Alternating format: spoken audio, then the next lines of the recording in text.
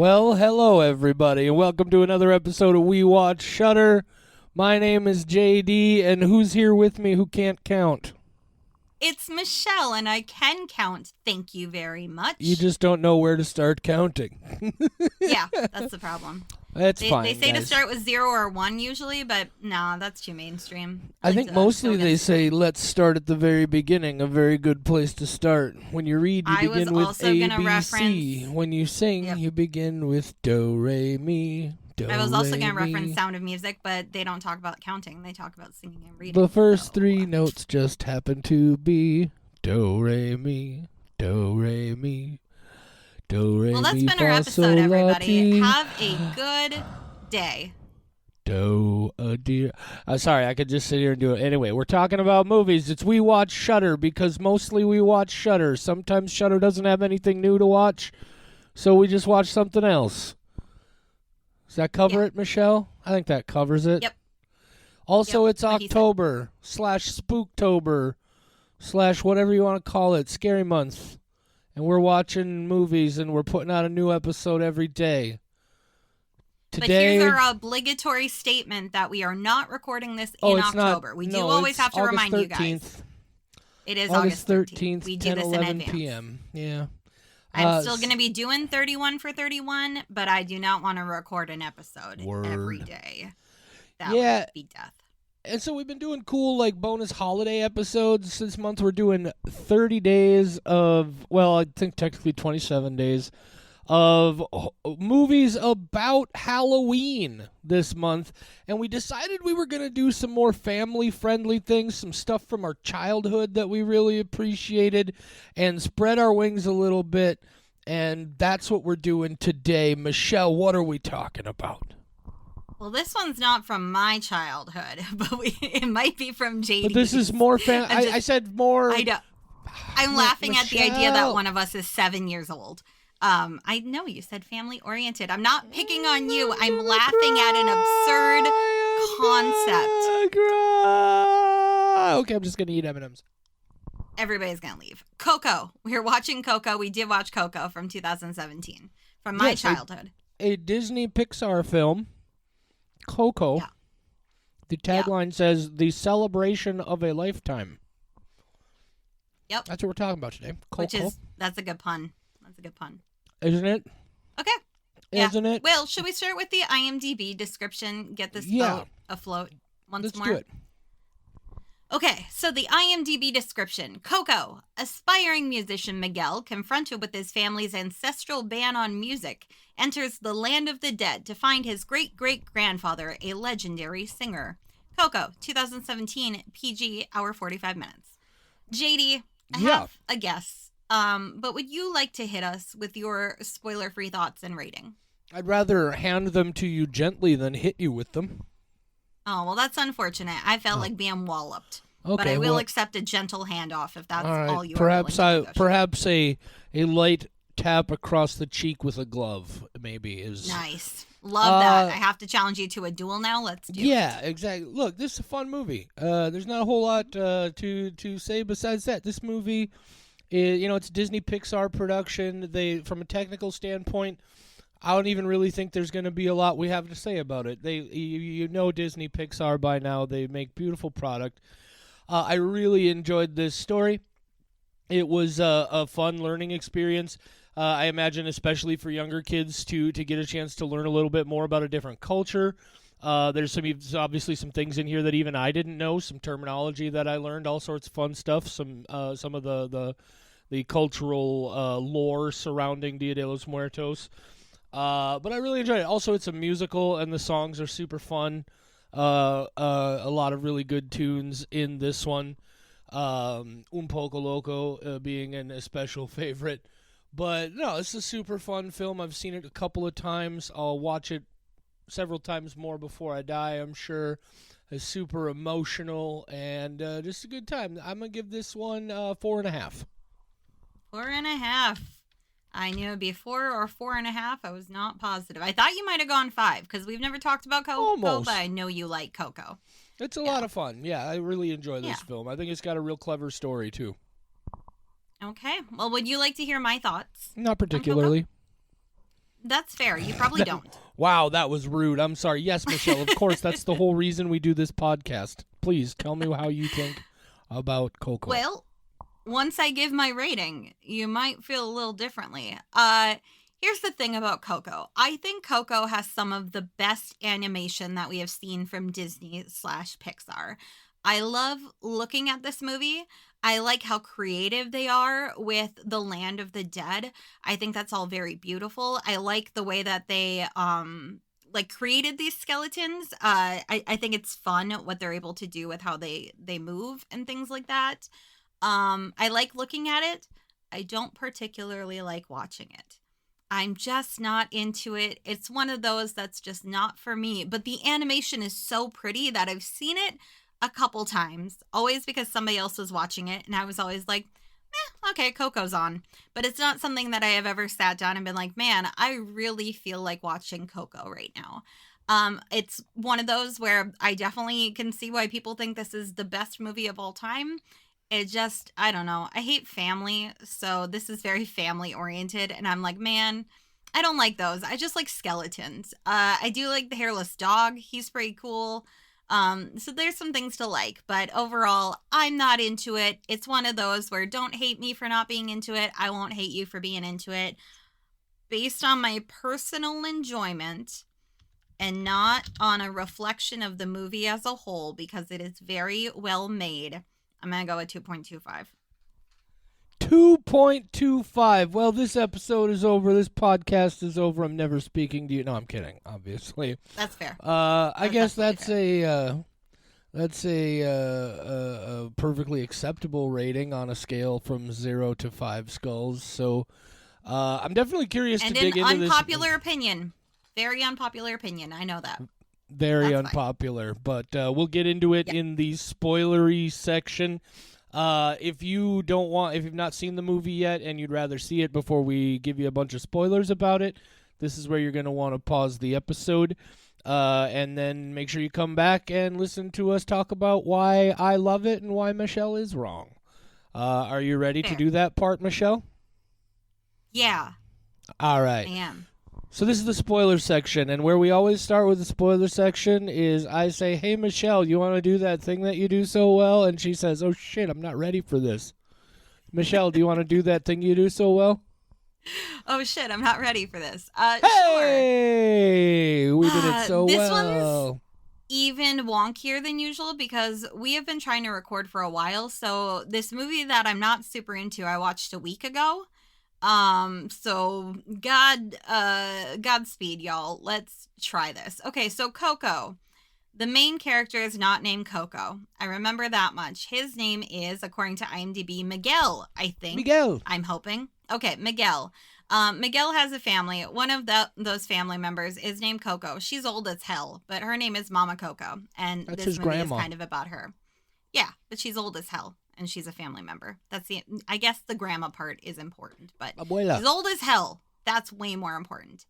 So Mama Coco, basically a long time ago, Mama Coco's dad disappeared to pursue a life of music. We'll just go with that, is what they believe. So everybody fucking hates music now. They're like, Beyonce, she's not my queen bee. We don't play that shit in here. The only thing we listen to is nature. And that sounds like a really terrible, terrible way to live. Like, if you're just walking around and you hear music and you're like, children, earmuffs. But, like, swear words are fine. Like, that's this family. They're like, drop the F-bomb all you want. Just don't drop a twerk. We can't handle that. So, very non-musical family. Somehow, Miguel, growing up in this non-musical life, he likes music. He plays guitar. He sings. He's really a big fan. Kind of like when you try to push religion on your kids and then they grow up to be an atheist. It's like that, but with music and opposite. They said no music, and he went, all music, please. So that's this life. And now it is Dia de los Muertos, Day of the Dead, which I know we said Halloween themed, Halloween adjacent. It happens November 1st and 2nd. So, you know what? Get off our backs. It's got fucking skeletons and it's spooky, okay? I don't make the rules. JD made the rules and he said it counts. So Dia de los Muertos, on the Day of the Dead, what you do is you put a picture on the ofrenda, and it is to let your loved ones. It's to honor them. I'm trying to think of the specifics. I don't remember the specifics, but you place a picture. Sometimes you give them food, that kind of thing. And so Miguel finds out that he is the child of this famous singer who had passed away. And so he goes into that guy's tomb to grab his guitar, and he does that. And then a guy catches him and he goes, "Oh no, I'm caught." But never mind, he's not caught. He's invisible. It's worse. So he goes to cross into the land of the dead, and he goes there with a bunch of skeletons, and they're all trying to figure out how they're going to get him back to the land of the living. Some shenanigans happen. His dog comes with, and that's pretty nice. He meets former relatives of his, including his father, question mark, the famous guitarist, but no, his, hi, yes. Great grandfather.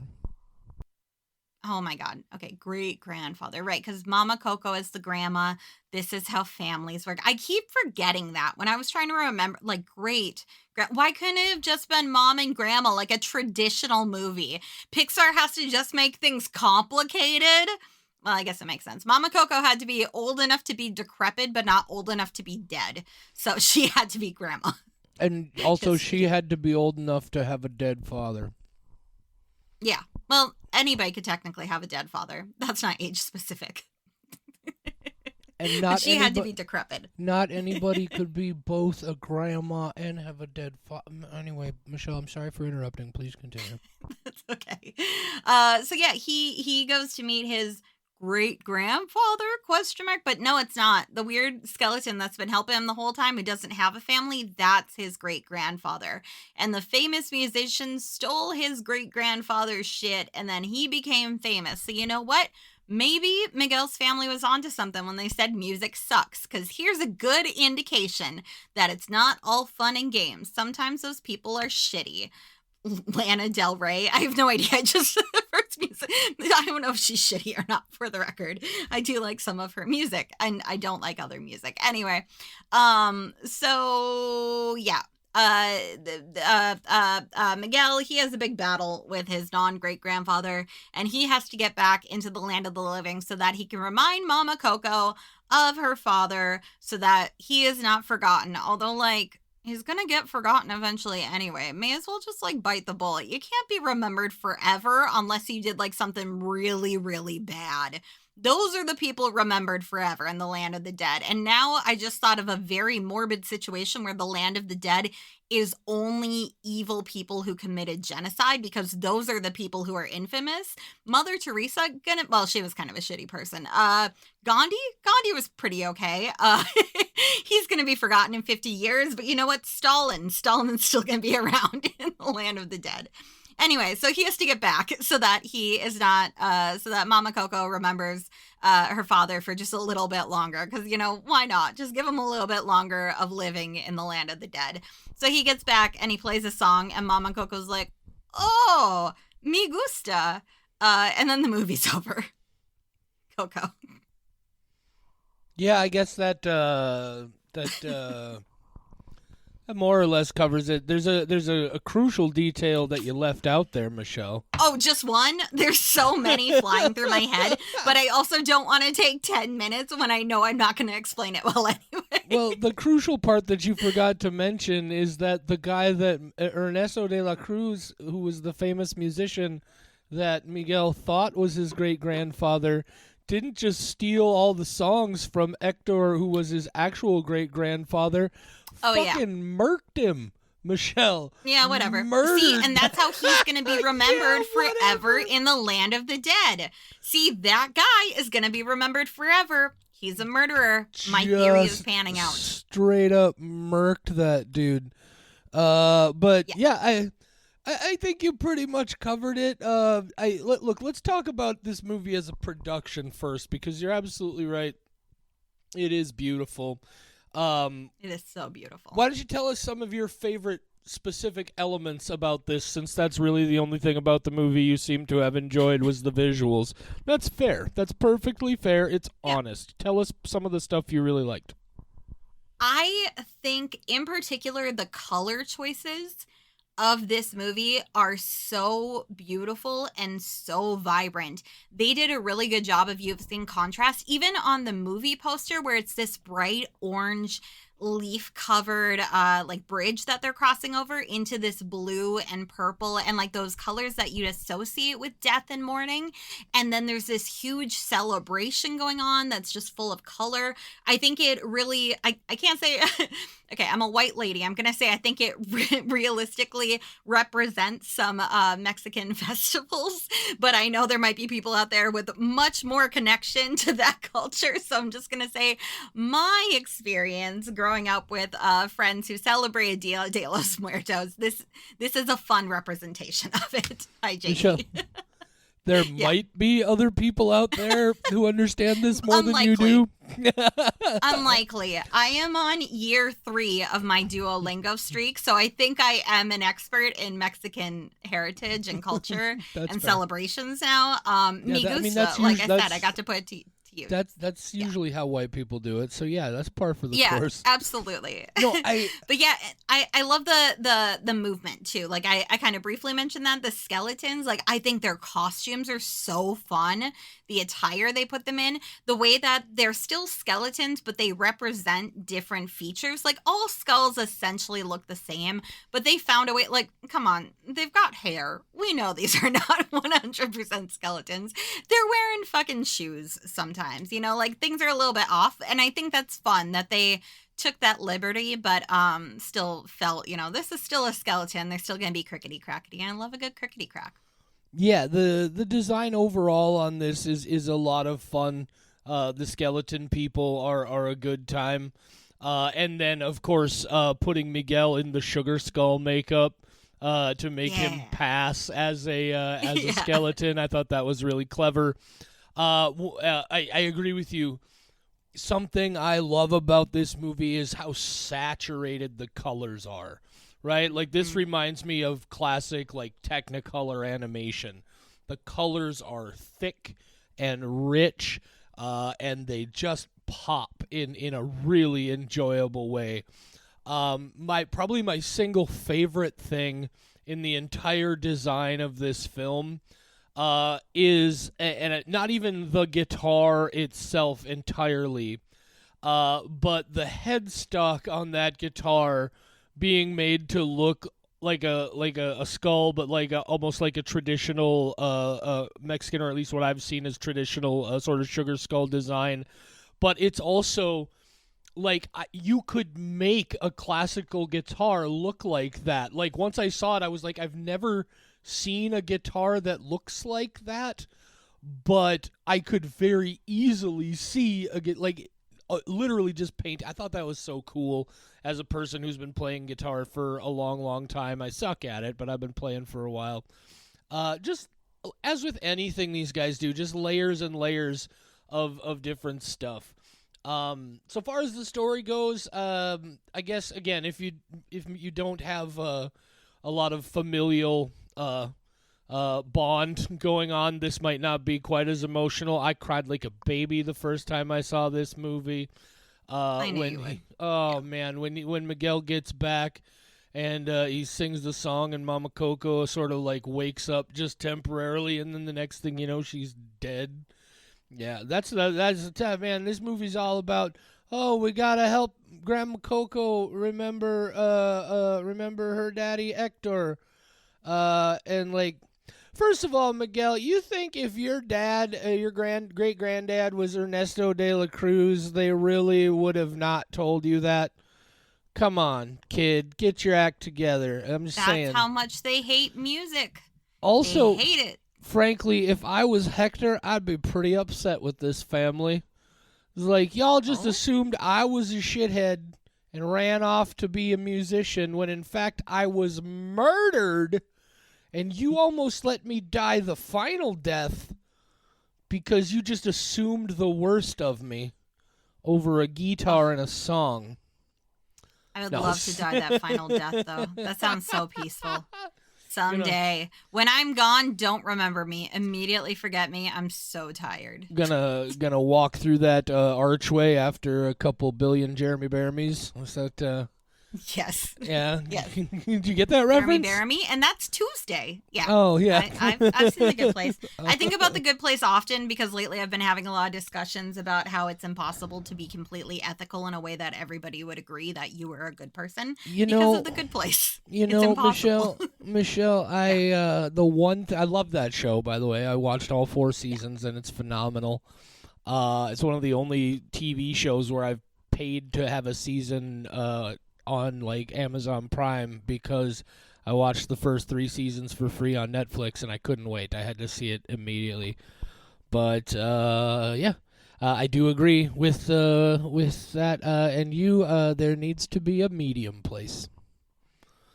That's just I know. There needs the to good place, be the bad place. I just need like an in between. Like, yeah. I'm not gonna murder you, but we might not be friends. Place. Just a medium place. That seems like a Give me a house with a lot of books and horror movies. I'll keep to myself. Right. Keep me in the medium place. I don't need to know my neighbors. Stay out of the way, and wouldn't that be best for everyone? That's how I try to live my life. That's how I want to live my death. Yeah. Just let me be. Were anyway, there any, to get back to Coco, Michelle, were there any of the songs in this that you at least enjoyed? How did you feel about the music in this film as a person I know who is also a fan of musicals? I didn't like the music. Why not? I know. The only one that I'm kind of Are you racist against flamenco? Is that what it is? See, that's the problem. Is that You're racist against I'm flamenco? Incredibly racist. Yeah, this is when we bring it out where like, oh man, anybody not white just really no, I feel like the opposite. White people suck. Anyway, I am racist against me. Anyway, no, I just don't like this genre. I'm kind of meh about like anything that's very acoustic guitar heavy, unless it's just one acoustic guitar and a sad lady singing is not my thing. It's like not my favorite. Unless you're playing Wonderwall while drunk at a house party, that's about it. I'm just not a big acoustic guitar person. Yep, exactly. No, I enjoy the music here again because I am very much a guitar person. But also, I have a personal fondness for that mariachi flamenco style of music. I really enjoy a lot of that. I don't know that there's really a whole lot much more that we need to say about this film. It's beautiful. It's Disney Pixar. What are you gonna do? And your ability to enjoy it is clearly just going to be based entirely around how you feel about stories about families. But I feel like this is a movie that can be enjoyed by people of all ages, as is usually the case. Look, this is a horror podcast. I would very much like to see Pixar kind of. Obviously, they're not ever going to do a rated R, like a horror movie. But I would like to see maybe what Pixar could do if they maybe pushed to a PG-13. And maybe tried to do like some legitimate like teenage horror or something, preteen horror, and see what we could come up with. I think that would be a lot of fun. More murder and blood and guts would definitely appeal to me. Remake Coco, this, but with a lot more on-screen murder. I want to see how everybody died. That's what I need. The prequel. That's Michelle's elevator pitch. It's like Coco, but with way more murder. Everybody's favorite. Everybody's gonna die. All right, guys. So we'll be back again tomorrow with another episode for Spooktober. Is it tomorrow or is it next week? I don't remember at this point. I'm not looking at the schedule. Are you looking at the schedule? October 13th is when the next one comes out, and this one drops on October 11th. Okay, so we got that new movie, whatever it happens to be, tomorrow. We don't know yet. We're living in the past. And then we start a new week with what is it that we're starting the new week with? The House is October Built. The House is October Built. Back to the adult Halloween movies. Not as it turns out, a movie about World Series baseball stadiums. Not about that at all. I have no idea what that reference is. The World Series is played in October. Oh. Yeah. I didn't know that.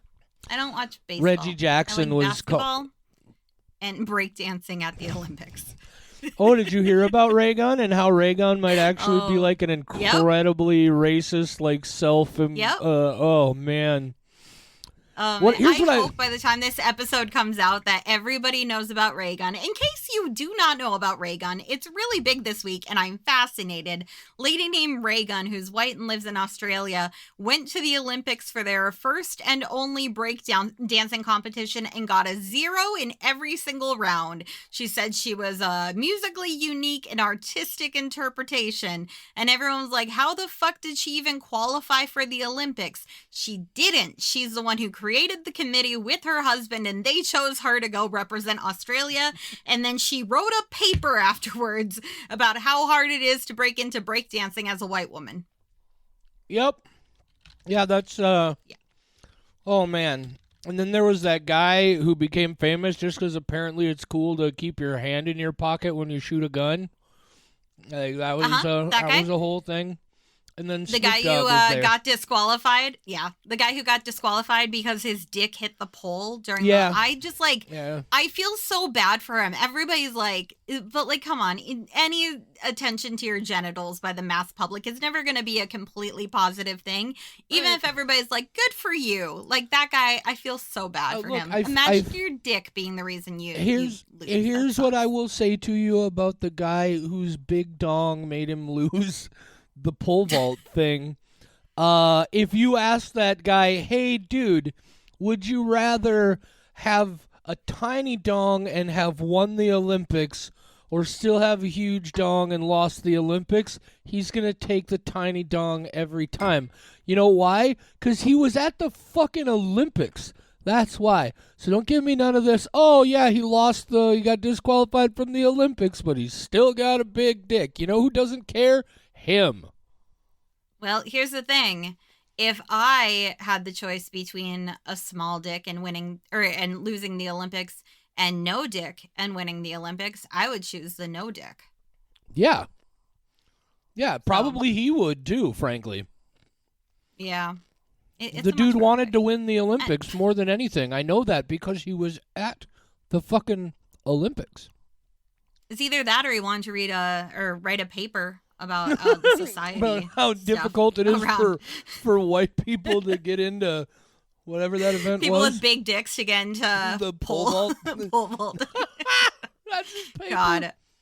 And then there was that cool thing with like the Italian medalists, and then there was that Chinese girl who was like, oh look, they're biting their medals, I gotta bite my medal too. There's what I loved about the Simone Olympics Biles. this year. I paid a lot of attention to Olympics this year. I never do. This year there was a lot. I love that watched a lot. We're seeing, especially with it becoming more of a ubiquitous conversation because of the internet. We don't just have the cool sports and athletic stories, but we have these fun like pop culture event moments. Fucking Snoop Dogg is all over the goddamn Olympics, just living the time of his life. Did you see that video where he's talking to Kevin Hart about the horse dancing? He's like, yes. This is equestrian. And he's like, he's talking about how the horse is crip walking. It's just like, what's going on? How is because of the internet, we know about the anti-sex beds. Like, it's just a really great time to be alive. Yeah, so I hope 2 months from now when this episode drops, we know so much more about Ray Gun and the Olympics in general. It's all over my news today, and I can't wait it's beautiful. to see how that pans out. What a weird world that we live in. For sure. Did you guys watch the Olympics a couple months ago or a couple of years ago or whenever it was that you're listening to this? Super relevant. What is it? 2027? Do you still remember Ray Gun? Is Snoop Dogg still alive? God, I hope so. God, that was a terrible thought. I don't want to have any more thoughts like that. Let's cut it off while we can. Say goodnight, Michelle. Good night, Michelle.